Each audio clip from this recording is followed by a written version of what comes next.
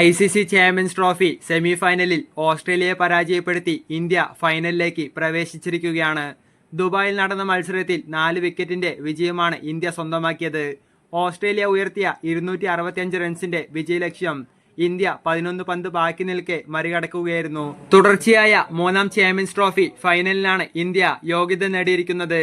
2013 ഇംഗ്ലണ്ടിനെ തകർത്ത് കപ്പുയർത്തിയ ഇന്ത്യ 2017 പാകിസ്ഥാനോട് പരാജയപ്പെട്ടിരുന്നു.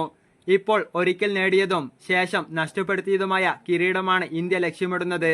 വിരാട് കോഹ്ലിയുടെ അർദ്ധ സെഞ്ചുറി കരുത്തിലാണ് ഇന്ത്യ വിജയം സ്വന്തമാക്കിയത്. 98 പന്തിൽ 84 റൺസാണ് താരം അടിച്ചെടുത്തത്.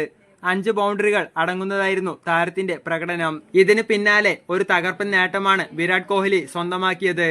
ICC ഏകദിന ടൂർണമെന്റുകളുടെ നോക്കൌട്ട് മത്സരങ്ങളിൽ 1000 റൺസ് പൂർത്തിയാക്കുന്ന ആദ്യ താരമെന്ന നേട്ടമാണ് വിരാട് കോഹ്ലി സ്വന്തമാക്കിയത്. ഈ മത്സരത്തിൽ 21 റൺസ് പൂർത്തിയാക്കിയതിനു പിന്നാലെ മറ്റൊരു തകർപ്പൻ നേട്ടവും വിരാട് കോഹ്ലി സ്വന്തമാക്കിയിരുന്നു.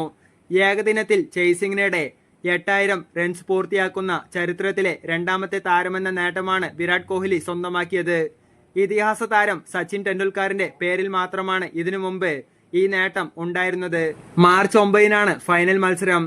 നാളെ നടക്കുന്ന സൗത്ത് ആഫ്രിക്ക ന്യൂസിലൻഡ് മത്സരത്തിലെ ജേതാക്കളെയാണ് ഇന്ത്യക്ക് ഫൈനലിൽ നേരിടാനുണ്ടാവുക.